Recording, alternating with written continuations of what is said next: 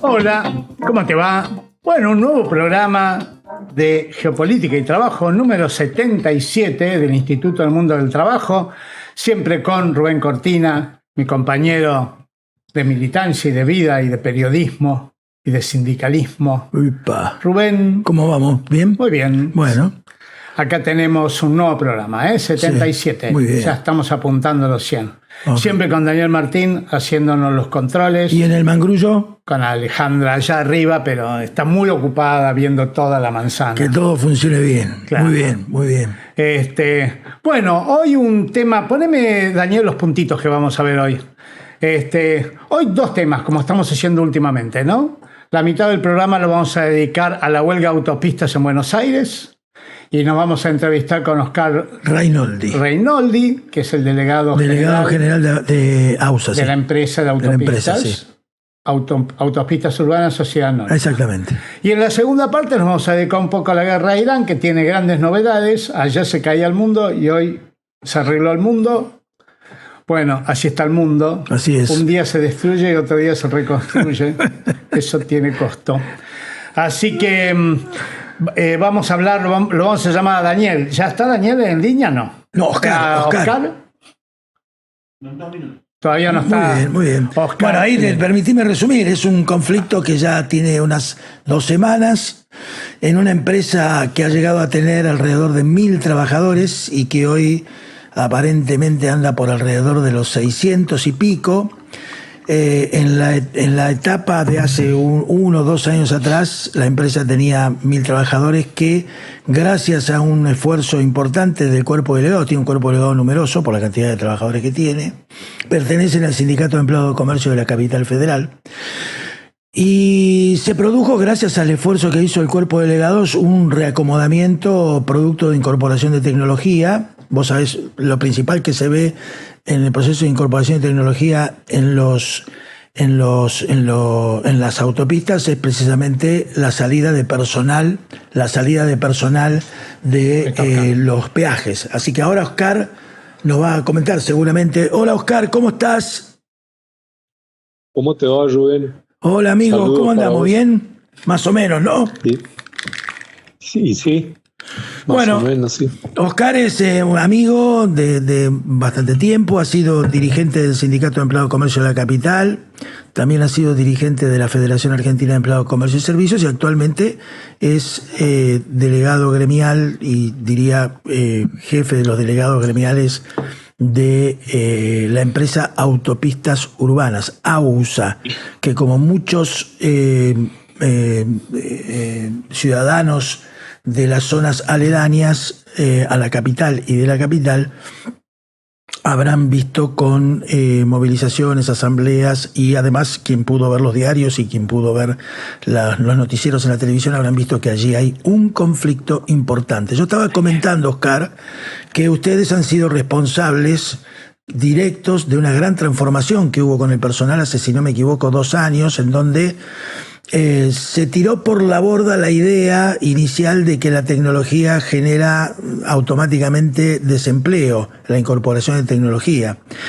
Pero hoy estamos con un conflicto precisamente por intentos de despidos a partir de un acuerdo que se había firmado. Contanos, si te parece, Oscar, un poquito cómo fue aquel trabajo inicial que realizaron, que nosotros desde la organización sindical hemos reivindicado como un ejemplo, ¿no?, de construcción de empleabilidad a partir precisamente del cambio tecnológico. Sí, Rubén, en el 2017 firmamos un acuerdo que se llamó de Free Flow, que es la tecnología que se usa para cobrar electrónicamente el peaje. Son pórticos que tienen la tecnología que puede cobrar el peaje con un dispositivo como es el telepase. Y básicamente el acuerdo, lo novedoso, podemos decir que es esta garantía de empleabilidad que teníamos los trabajadores, que se reemplazaba el puesto de trabajo, más o menos unas 600 personas afectadas de cobro de peaje, pero la gente conservaba el empleo por medio de una reconversión, por medio de capacitación, por medio de una reasignación a otras tareas. Eso funcionó bastante bien, ya que estamos terminando de implementar ahora el 30 de abril de este año. Se levantan los últimos 2 peajes, los de Lepianes, 1 y 2.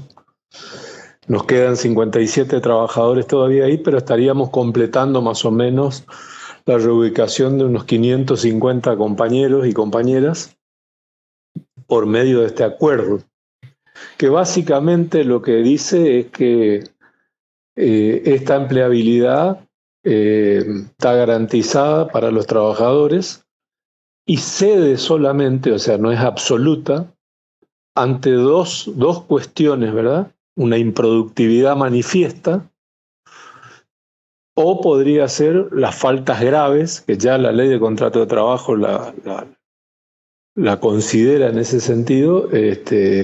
Para eso se creó dentro del acuerdo un procedimiento para resolver estos conflictos cuando los hubiere, un comité mixto de parte de la empresa y de los trabajadores, que ante el pedido, digamos, o las causales estas 2 causales, se consideraba la situación para que el trabajador que estaba en una de estas 2 causales no siga con esta garantía, digamos, que no era absoluta, ¿verdad?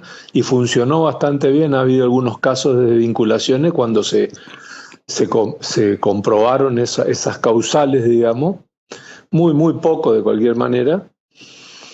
Y bueno, el conflicto surge porque sin terminar de implementarse... Perdóname, Oscarcito, sí. Antes de ir al conflicto, es importante que nos comentes esos trabajadores que trabajaban en peajes, que fueron los artífices del acuerdo, junto obviamente con ustedes, el cuerpo delegado. ¿Qué funciones empezaron a cumplir? ¿Cómo se hizo la reconversión?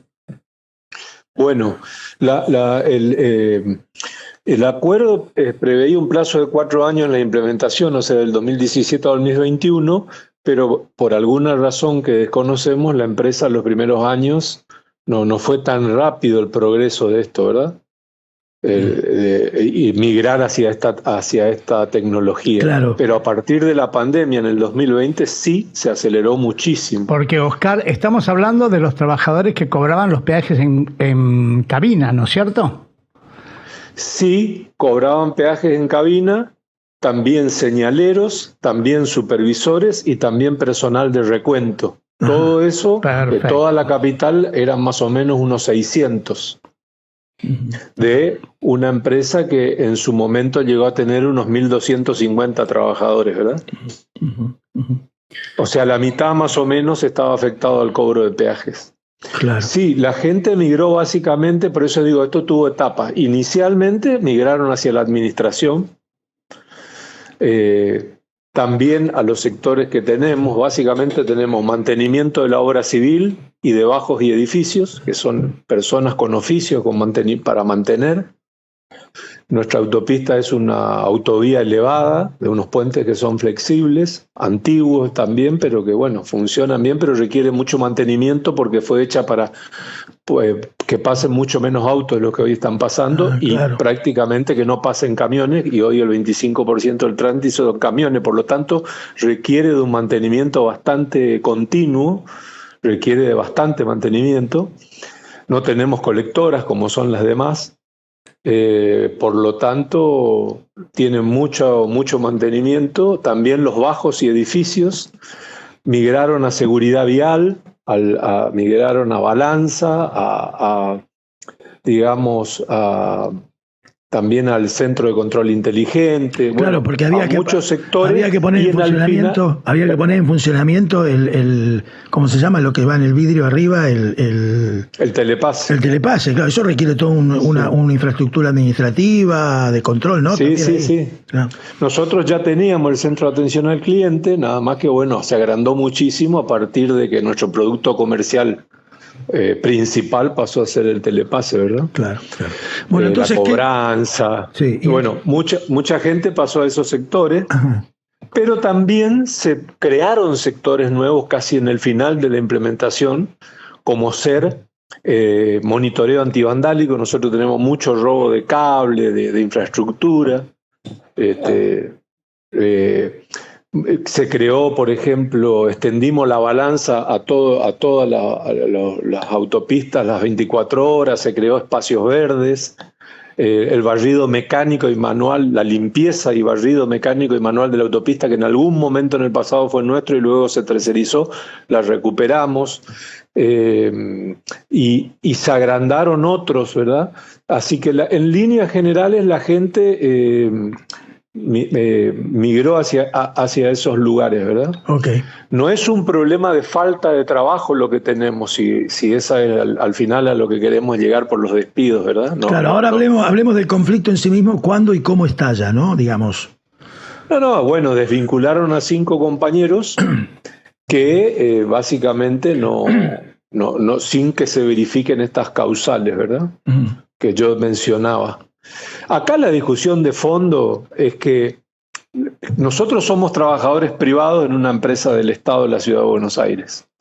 Estamos en un convenio privado, el 130/75 de comercio, y tenemos como marca la ley de contrato de trabajo una estabilidad que es relativa. Eso es cierto. Lo que pasa es que el acuerdo de Free Flow, con la garantía de empleabilidad, elevó un poquito ese estatus, ¿verdad? Ya antes del acuerdo, imagínense, yo hace 22 años que soy delegado y hace 22 años que no tenemos un despido sin causa. O sea, en nuestra cultura, si bien no somos empleados públicos, quiero decir, no tenemos una garantía absoluta, no tenemos una estabilidad así absoluta, sí. Pero lo cierto es que en nuestra cultura es extrañísimo porque no hay desvinculaciones, no solo antes del acuerdo y mucho menos ahora con el acuerdo.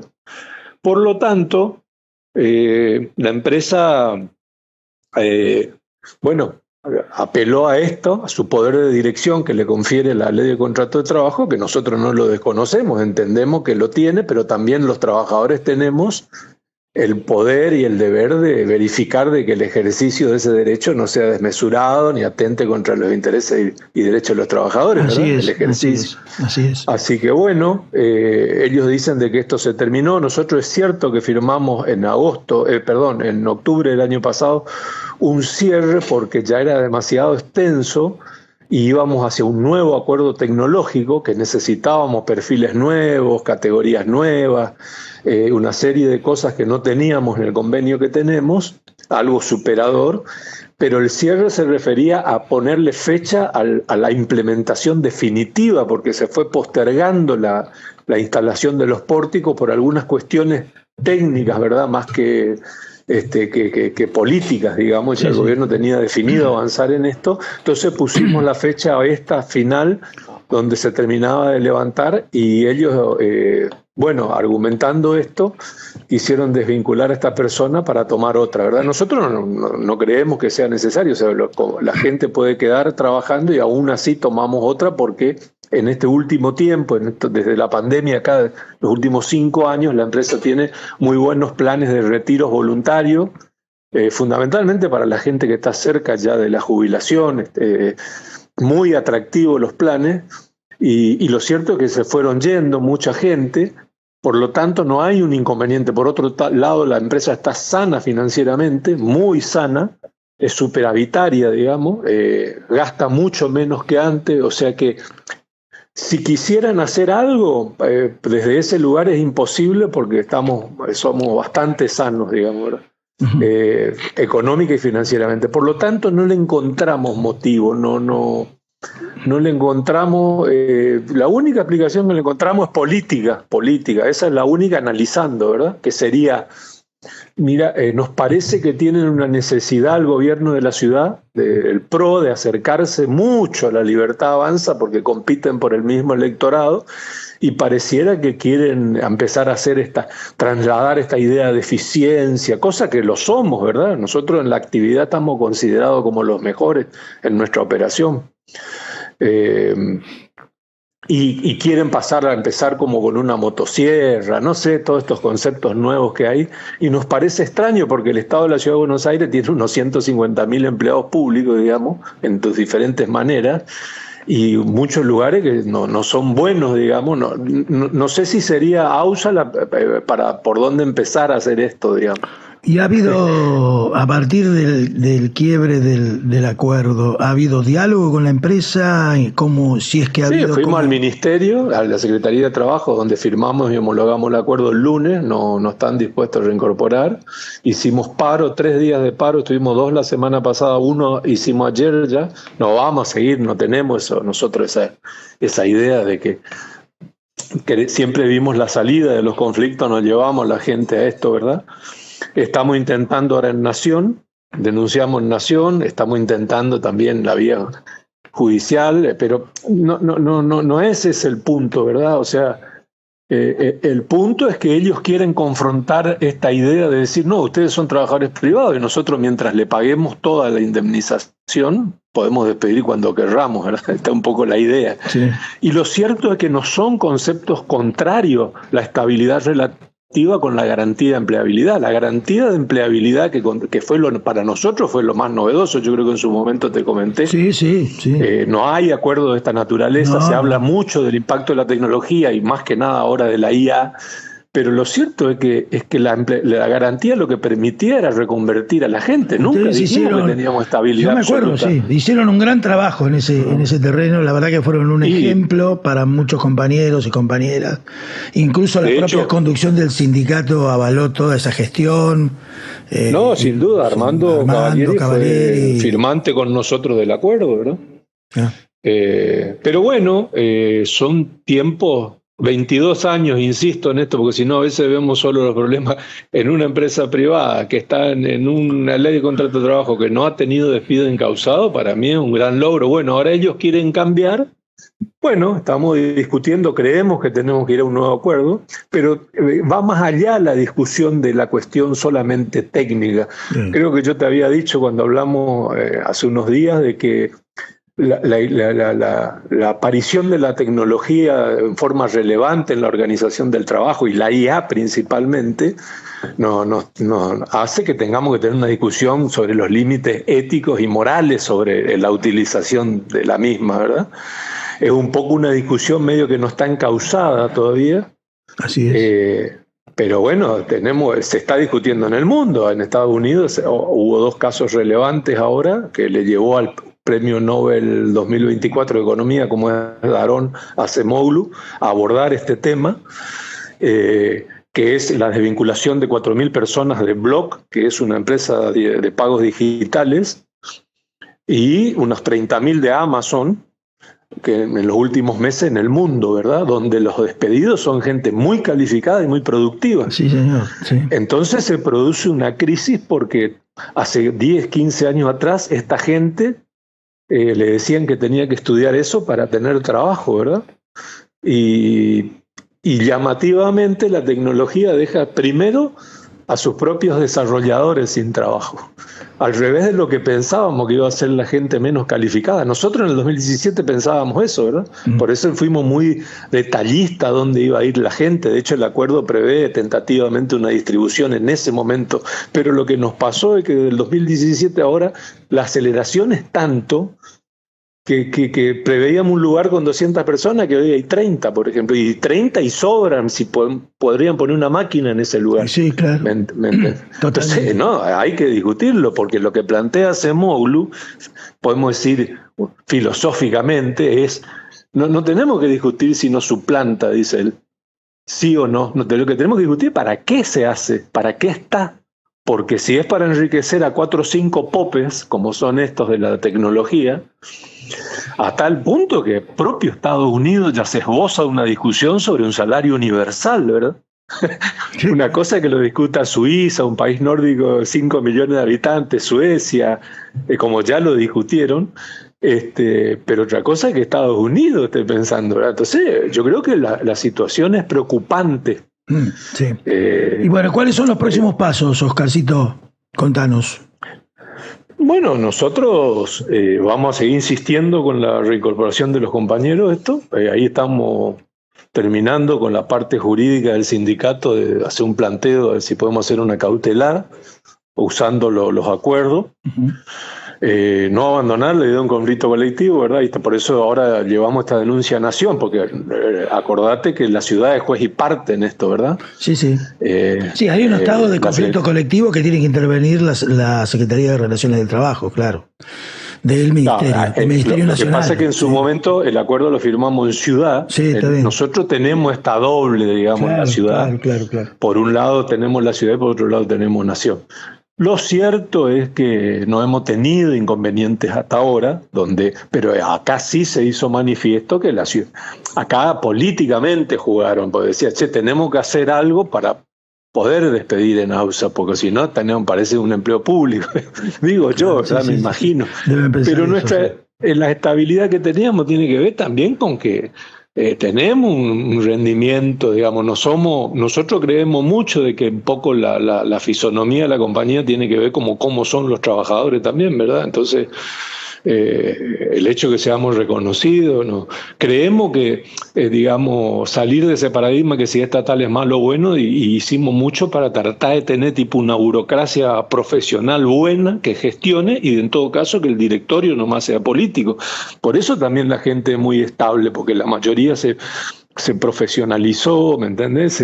O sea, es bueno el nivel en general técnico, profesional. Sí, yo me acuerdo que vos estuviste incluso haciendo cursos internacionales sobre el tema de la vialidad y ese tipo de cuestiones, ¿no? Sí. Yo estudié tránsito, fui a Estados Unidos, conseguí algunas becas y estudié en España y en Estados Unidos. Bueno, sí, Oscar, a mí me parecía que es muy mala señal, soy Pepe Robles, Oscar. Es muy mala señal lo que está haciendo el gobierno de la Ciudad de Buenos Aires, porque en un momento de modernización, como dicen ellos, o de incorporación de tecnología, dar la señal de que no se van a cuidar los empleos es justamente lo que vos estabas diciendo recién. Entonces, usar la tecnología, pero no para el bienestar, no para el trabajo, no dentro de una cultura del trabajo, sino dentro de una cultura de no trabajo, antitrabajo. Y es muy mala. Porque este convenio fue un convenio adelantado en ese sentido. Y sí, 10 años atrás sí, y aún hoy creo que sigue siendo. Claro. Lo que nosotros nos tenemos que plantear, esto excede lo que estamos hablando, pero me gustaría, por ahí ustedes están puntualmente, planteemos, ¿no? ¿Qué tipo de sociedad vamos a hacer unos autómatas? ¿Qué vamos a hacer con la tecnología? Si es para no trabajar, si es para no trabajar hay que bajar las horas de trabajo, hay que repartir el trabajo. Entonces, es una mala señal del gobierno, porque estamos hablando de un gobierno, ¿eh? Estamos hablando de alguien que gobierna, no de una sola. Claro, pero es como que todos quieren parecer modernos ahora. Me da esa sensación. No, pero una modernidad antitrabajo. Pero justamente. Por eso digo, tenemos que pensar, pero además va más allá de eso. Que algunas películas así de ciencia ficción, quizás, como lo hizo en su momento Julio Verne, ¿verdad? Nos anticipan lo que va a hacer y muestran gente que está todo el día sin hacer nada, donde tiene como si fuera un ingreso así universal. Está bien, es de ciencia ficción, pero yo cuando me plantean en estos términos el futuro, lo pienso así. O sea, los que diseñaron o pensaron en este futuro dicen, no, pero la gente va a poder dedicarse al ocio como fueron nuestros padres, digamos, los griegos, ¿verdad? En ese sentido, que pudieron filosofar y dedicarse al arte. No, terminan siendo unos bobos porque la propia tecnología, ya se está hablando de cómo los celulares están tratando de sacarlo de los colegios los chicos.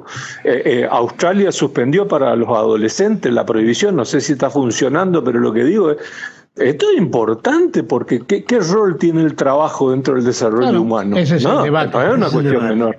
Bueno, Oscar, la verdad que nos gustaría seguir hablando contigo unas cuantas horas más porque además yo te conozco y siempre hemos tenido buenos debates con mucho contenido. Sos un compañero muy respetado en nuestra organización.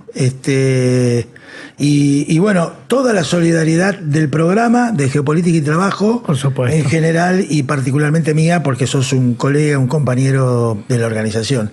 Así que transmitile a todos los compañeros delegados y a todos los trabajadores de AUSA nuestra solidaridad con el conflicto que están llevando adelante y esperemos que llegue a buen puerto. Dios quiera, Rubén. Bueno. Muchas gracias por el espacio, gracias Pepe, los escucho. Bueno. Muy amable por la atención. Bueno, gracias. Un abrazo. Un abrazo, Chao, un abrazo para ustedes. Chao. Bueno, Qué debate, ¿no? Es un compañero muy preparado, ¿no? claro, este convenio lo hemos hablado varias veces vos y yo, porque es un convenio anticipador de muchas de las cosas. En esa época no había inteligencia artificial. No había, no. La automatización de las autopistas venía más por la automatización clásica que por la inteligencia artificial. Entonces fue un convenio muy inteligente en donde decía, metamos tecnología, es bueno que haya incorporación de tecnología en las empresas, obviamente, pero hagámoslo de tal manera de cuidar el trabajo. Exactamente. Y fue muy bueno, muy buen bueno. convenio. Sí. Aclaremos que en ese momento la ciudad de Buenos Aires estaba gobernada por el PRO. Sí, Por bueno, Macri, sigue gobernada por el PRO. Sí. Es decir, no es un convenio hecho con un partido de izquierda ni nada por el estilo. No. Y estuvo muy bien. Así que la decisión del gobierno en este momento de despedir porque sí, porque hablemos de eso, es decir, despedir porque cinco sí. compañeros. En una empresa que tiene una cultura de cuidar el trabajo, porque ya él lo dijo, nunca, no durante este convenio, nunca se despide porque sí. Se despide con causa, se despide porque alguien hizo las cosas mal, pero despedir porque sí. En una empresa que tiene una cultura de no despedir porque sí, es una muy mala señal. Oscar siempre nos escucha, Sí. los programas nuestros, así que es un compañerazo. Sí, y el tema del tiempo del trabajo, que es un tema que a nosotros nos apasiona también Así desde es, hace mucho, así es. un tema que tenemos que tocar más intensamente Sí. e incluir en la charla y en el debate a compañeros como Oscar, que tienen una práctica Sí, correcto. Sí, sobre sí. el tiempo de trabajo concreta. Sí. Bueno, nos vamos de viaje de autopistas urbanas a Irán, al estrecho de Hormuz y a Medio Oriente. Nos vamos a Irán. A ver, digamos que nosotros estamos haciendo este programa... Estoy mareado con ese tema. Claro, nosotros estamos haciendo este programa el miércoles 8. Así es. A la tarde. Sí. Miércoles 8 de abril a la tarde. Ayer el mundo se caía a pedazos. A pedazos. Poneme algunas imágenes, Daniel, para que saco esto. Ayer el mundo se caía a pedazos y Trump decía cosas como esta: una civilización entera va a morir esta noche. Ayer lo decía Trump a la noche. Sí. Es decir, mirá lo que eran los titulares, podemos destruir un país entero en una noche y esa noche puede ser mañana. Después decía... ¿existe riesgo de un arma nuclear? Claro, porque ¿cómo destruís un país que tiene 90 millones? Está pensando en destruirlo con armas nucleares. Sí. Bueno, fíjate lo que son, ¿no? Irán golpea la infraestructura crítica de los países del Golfo. Los expertos afirman que en Trump incurrirá en crímenes de guerra. Estamos hablando del diario El País, ayer estaba así, el mundo se caía a pedazos. Incluso había en las inmediaciones del Golfo había tropas norteamericanas. Tropas y aviones que iban a arrasar Irán, y iban a matar 90 millones de personas en una hora. Así es. Estaba el mundo entero en ascuas. Obviamente las bolsas se cayeron abruptamente, el petróleo subió a 110. Ayer era un desastre, el mundo se caía a pedazos y además, tengamos en cuenta lo siguiente: Trump amenazó con cometer crímenes de guerra en forma masiva. Él, desde su propia decisión. Nunca sucedió esto en la historia mundial. Sí. Nunca. Es decir, es un antes y un después lo que sucedió ayer, porque no solo es que se cometieron crímenes de guerra, que siempre se cometen, sino que había la intención desde lo máximo poder estatal de Estados Unidos de hacer una noche de crímenes de guerra. Bueno, el mundo estaba enloquecido. Ayer, no sé si viste, en Estados Unidos surgieron como 80 diputados a pedirle juicio político a Trump para frenar semejante barbaridad. Sí. Salió el Papa a decir que no lo hagan. Es decir, salió gente de muchos lados. No. Claro. Bueno, y hoy lo levantamos. Sí. Hoy nos levantamos. Acuerdo de alto el fuego. Acuerdo de alto el fuego. Acá tengo algo. Primero apareció esto. en la red Truth, que es la red de Trump, apareció este comunicado que está ahí, en donde dice que Pakistán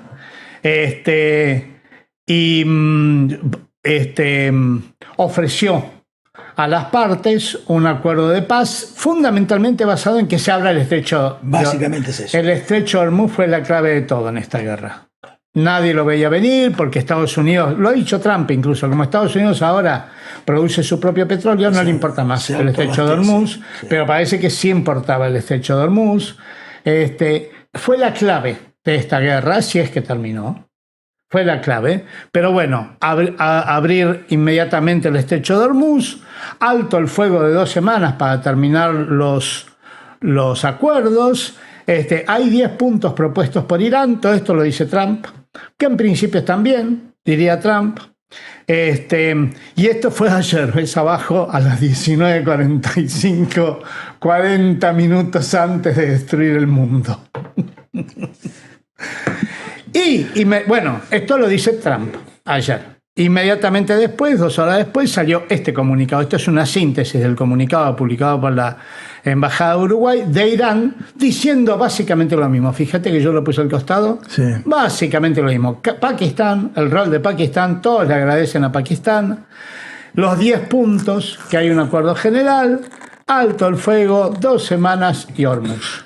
Los medios están diciendo ahora al mediodía que hubo una gestión muy fuerte de China. Bueno, ahora vamos a ir a eso, ¿no? No, bueno, está bien, pero lo acaban de decir en la televisión. Sí, tengo. Pero esperá, primero ver un qué es lo que está pasando. Sí. ¿Terminó la guerra? No creo. Bueno. No creo. En primer lugar, no creo porque hay que ver qué posición y cómo se va a seguir manejando Israel. Este es uno de los grandes temas. Por eso, hablemos de todo eso primero. Sí. Primero no terminó la guerra porque esto es un alto el fuego. Claro. Por 2 semanas. Las bolsas reaccionaron muy bien. ¿Cómo reaccionan las bolsas? Es importante siempre porque tienen información privilegiada, información que vos y yo no tenemos. Así es. Y por lo tanto que hayan reaccionado bien indica que no es un teleteatro esto. Es algo más que un teleteatro. Pero el petróleo sigue a 95. Recordemos que el petróleo estaba a 65. El petróleo está un 50% más alto y hay muchos daños. Y sin eso es muy difícil que haya una recomposición de la... Es decir que además hemos hablado de cómo reconstruir las infraestructuras destruidas, ¿no? También todo ese interrogante. La guerra no ha terminado porque hace falta todos estos acuerdos. Y como decís vos, Israel apareció, no sé si tengo la de Israel acá. Ahí está, ¿no? No. Estos son chinos. Israel también salió a decir, Netanyahu, un comunicado de la oficina de Netanyahu diciendo que adhieren a los puntos de Irán y de Estados Unidos, pero no van a parar la guerra en el Líbano porque Israel invadió Líbano. Y ya le respondió Irán que si Israel no entra en el acuerdo y sigue la guerra en el Líbano, todo esto no va. Así que ya está todo medio complicado de nuevo en las últimas horas. Así que habrá que ver, no hagas ruido, habrá que ver si esto cuaja, si no cuaja. Bueno, hay 2 semanas de negociaciones que habrá que ver qué pasa.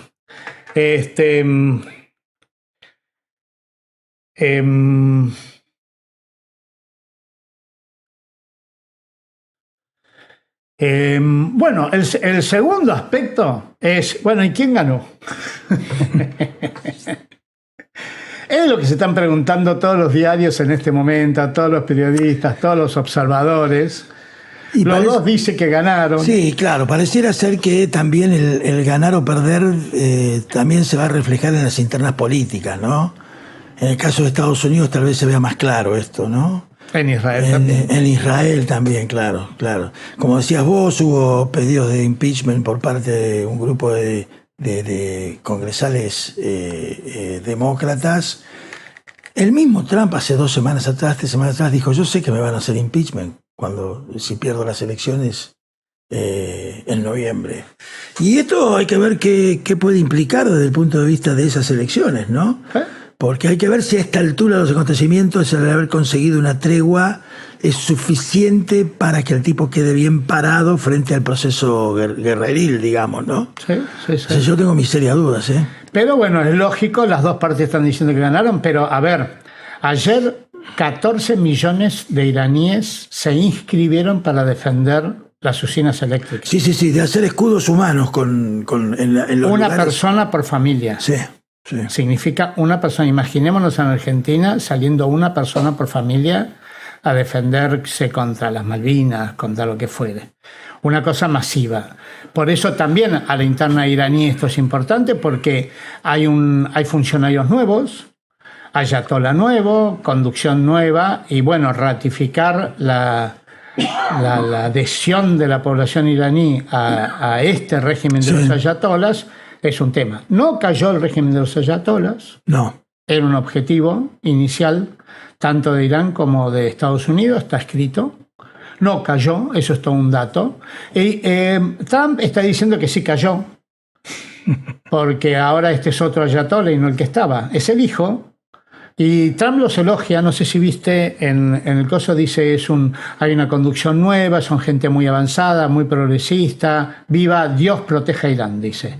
Que es lo que dicen los ayatolás, Alá proteja a Irán. Claro. Alá y Dios son Alá que es Dios. Sí, claro, sí. Así que, bueno, hay que ver. Israel también tiene dificultades porque no nos olvidemos que la Corte Suprema tiene a Netanyahu, tiene una carpeta sobre la destitución de Netanyahu. Sí, claro. Que está suspendida porque había guerra. Si se acaba la guerra, vuelve a empezar el juicio contra Netanyahu en la Corte Suprema. Así que a Netanyahu no le conviene.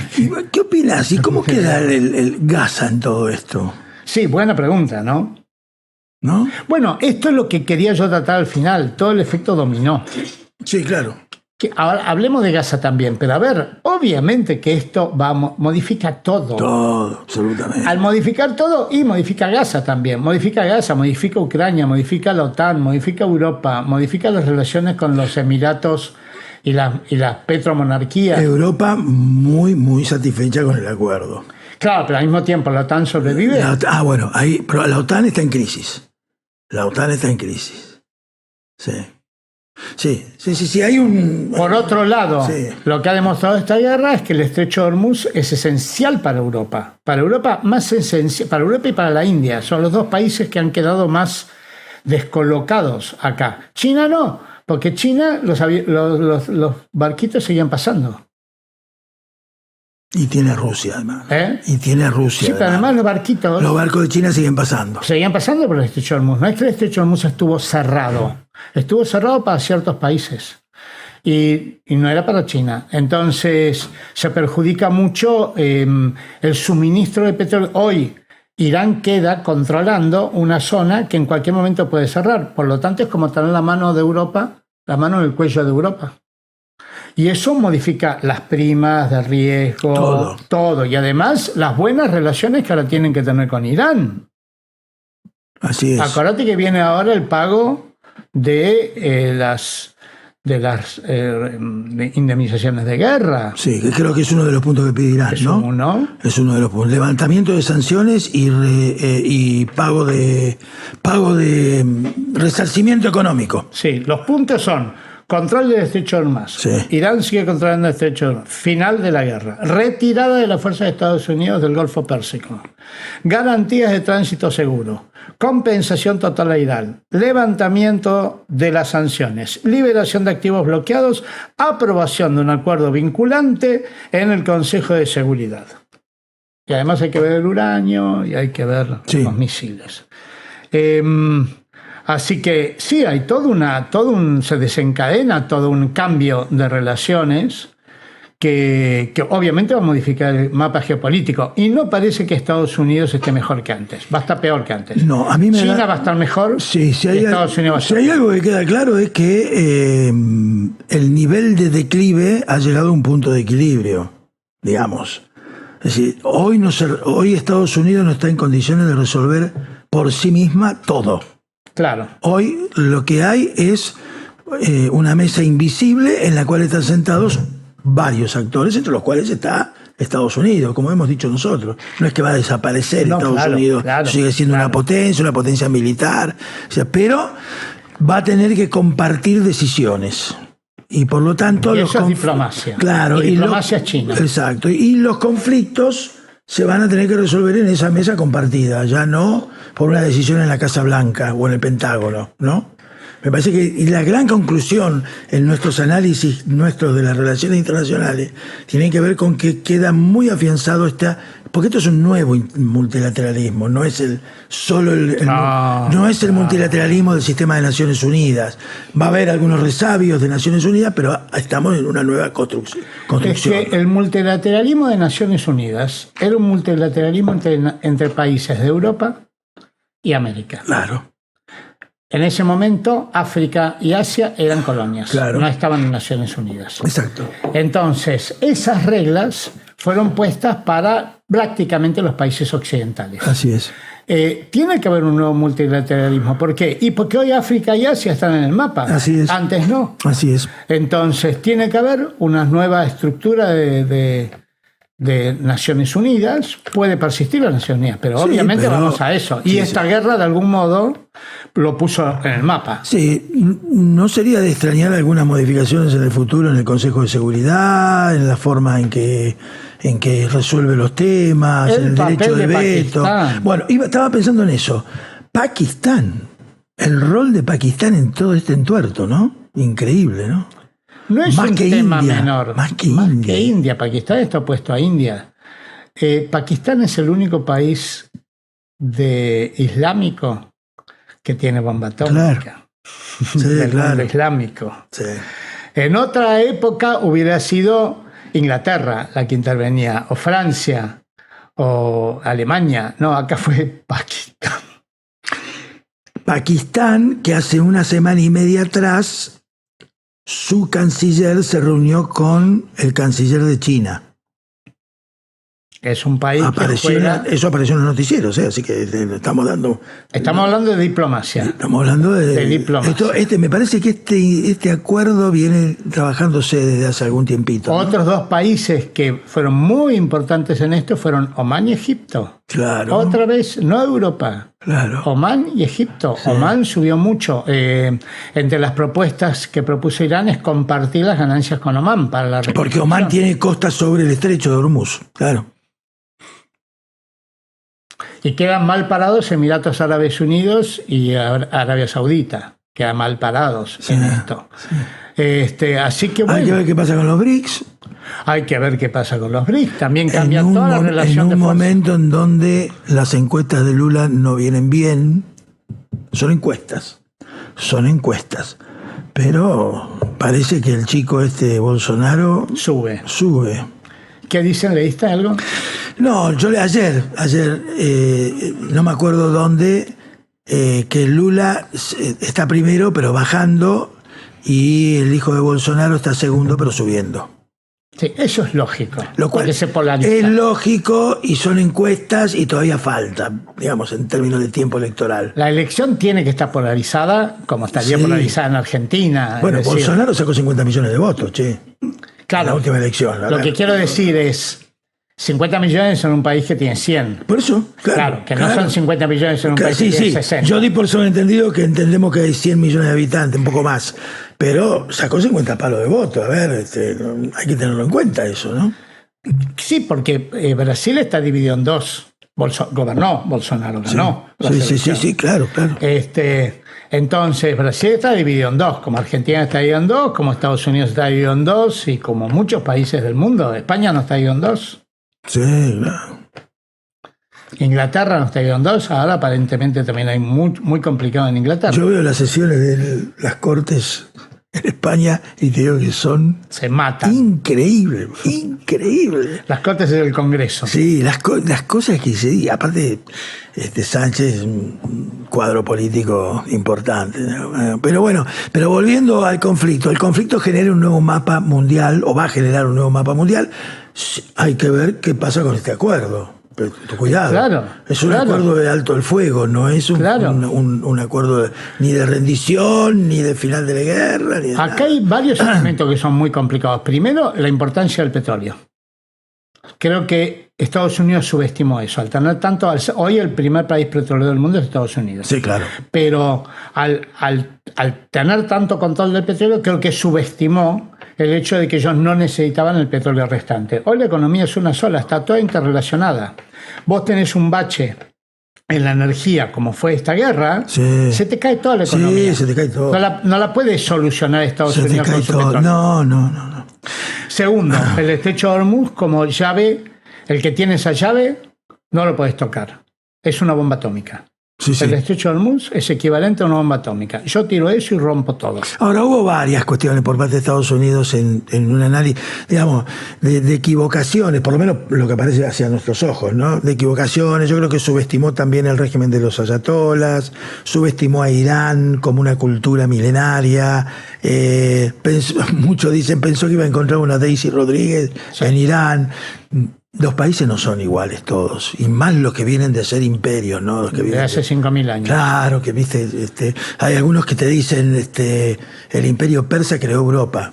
Te dice alguno, ¿no? Hoy el Washington Post hoy tiene como título que la guerra que Israel obligó a Estados Unidos a entrar. Claro, Y detalla, es muy bueno el artículo, porque no solo es un titular, es todo el detalle de cómo trabajó la diplomacia israelí para hacer que Estados Unidos pise el palito y entre con un costo enorme, económico. Bueno, lo que han perdido, lo que ha perdido Estados Unidos, porque Estados Unidos tiene una deuda externa muy grande. Y fenomenal. subieron los intereses.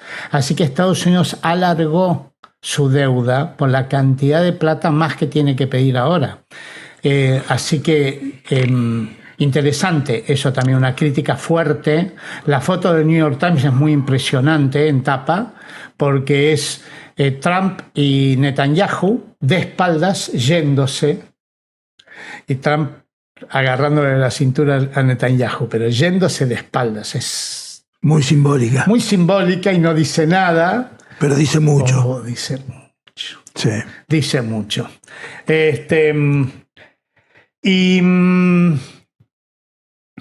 Bueno, el rol de Pakistán, el rol de China. Efectivamente, yo tengo una... Poneme las imágenes, por favor. Tengo algo de China acá, mira. Ahí está, The Associated Press. Funcionarios chinos alentaron a Irán a buscar un camino hacia un alto de fuego en la guerra con Estados Unidos, en fuente de ATP. Ahora, esto es de ayer, a las 10 p.m. Sí, ahora estaba viendo algunos zócalos de los noticieros y dicen la activa participación de China. Claro, con aparentemente Irán. fue la que destrabó. Irán quería seguir, tenemos el estrecho de Hormuz, que se vaya todo al diablo.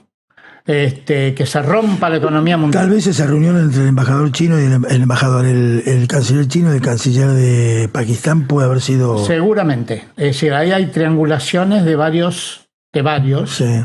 Y así que sí, ese es el rol chino, me parece que es muy importante. Y no nos olvidemos una cosa, China es el único de las grandes potencias importantes que no está en guerra. Claro. Y que no ha entrado en guerra, en ninguna guerra desde hace décadas. Así es. Ayer fue la secretaria general del Kuomintang a China. El Kuomintang es el partido que nacionalista. No gobierna ahora, es opositor, sí. Pero fue a decir tenemos que acercarnos a China. Son los que gobiernan Taiwán. Tenemos que buscar cómo reunificar las dos Chinas. Claro. Sí, claro. Se ven cambios muy importantes, muy importantes. Lo que uno puede visualizar para quien no es experto en este tema o para quien no se dedica, no tanto experto, sino que no. Nosotros dos por ahí leemos mucho, estamos muy metidos en el tema internacional. Pero yo creo que el común de la gente que por ahí lee el diario y ve los noticieros denota un retroceso norteamericano, ¿no? Sí. Denota un retroceso, ¿no? De diversa manera, este Trump es un loco, Sí. pero todo eso expresa algo. Sí. No son comentarios al azar, son... Sí. Hace 40 años atrás no hubiéramos dicho una cosa así, ¿no? No, hubiéramos visto... Claro. No sé, estoy pensando en Vietnam. También, claro. Pero era, como decís vos, era un gigante que era derrotado, pero que no es que Vietnam reemplazaba a Estados Unidos. No, claro. Acá estamos hablando de reacomodamiento de poderes de países, ¿no? Es un por ese efecto dominó, me parece que es una interesante definición. Imagen, que Sí. se caen todas las piezas. Entonces, obviamente que hay que repartir de nuevo, porque se cayeron, los equilibrios cambiaron, y eso por supuesto que va a impactar también en América Latina. A ver, Argentina fue parte de esta guerra. Milei fue parte de esta guerra. ¿Y cómo pega eso ahora acá? Si pega a favor porque ganás, pega en contra porque perdés. Sí, la pregunta además habría que poner en el contexto de qué pasa si efectivamente Trump producía una invasión en Irán. No. Y íbamos a participar. ¿Qué efecto tendría eso? El viernes pasado hubo una votación en las Naciones Unidas estableciendo que la esclavitud y el tráfico de esclavos de los siglos XVII y XVIII fue un crimen de lesa humanidad. Los únicos que votaban en contra son Estados Unidos, Argentina y Egipto, Israel. A ver, con las consecuencias, fue un crimen de lesa humanidad. Claro, con las consecuencias que eso puede tener en el balance del apoyo del resto de los países en el tema Malvinas. Todos los países africanos apoyan a Argentina en esa lucha, hasta ahora. Porque además, porque sucedió en el pasado, el argumento es no, las cosas que suceden en el pasado no son crímenes de lesa humanidad. Bueno, el holocausto sucedió en el pasado. Claro, también. El genocidio de Armenia sucedió en el pasado. Claro. Es decir, si lo que sucedió en el pasado ya pasó, el pasado pisado está, ¿qué haces con la moral? Es decir, no hay moral en el pasado. Todo lo que hiciste mal ya está perdonado por el solo hecho de que pasó el tiempo. Es totalmente inmoral. Esto tiene consecuencias. Liberemos a los represores del proceso. Claro, o a los nazis. Esto tiene consecuencias. No, claro. Entonces, si hubiera ganado, si Israel hubiera caído y Estados Unidos hubiera MAGA, hubiera sido Great Again, bueno, sí, la Argentina jugó ganador. Ya se sabe lo que sucede eso. En la historia, vos cuando juegas a ganador, aunque gane el malo, ganás. Sí. Pero, ¿y si jugó a perder? Porque no somos especialmente fuertes. Sí, en este tipo de conflictos, como lo fue Irak en el 2003, etcétera, vos parece que ganás al principio, pero terminás perdiendo al final, ¿no? Porque el retiro de tropas por parte después de Barack Obama y de no poder resolver la cuestión democrática occidental en un país como Irak fue una derrota en última instancia, ¿no? Ahí estaba viendo, es muy interesante lo que está haciendo el presidente de Chile para mantener el equilibrio entre China y Estados Unidos. Cast. Sí. Cast. Que lo diferencia de Argentina. Contanos en el próximo programa. Sí, vamos a hablar de eso. Sí, y veremos si en el próximo programa estamos o no estamos en guerra. Sí. Si todavía estamos con el alto el fuego. Estamos en el alto el fuego seguramente. Seguramente. Bueno, Rubén, hemos terminado nos vamos al 78. Buen programa, Ya trataremos. Bien lo de Oscar Reinoldi y el comentario sobre Irán. Bueno, muchísimas gracias a nuestros oyentes y televidentes y nos vemos la semana que viene. La semana que viene. Estás escuchando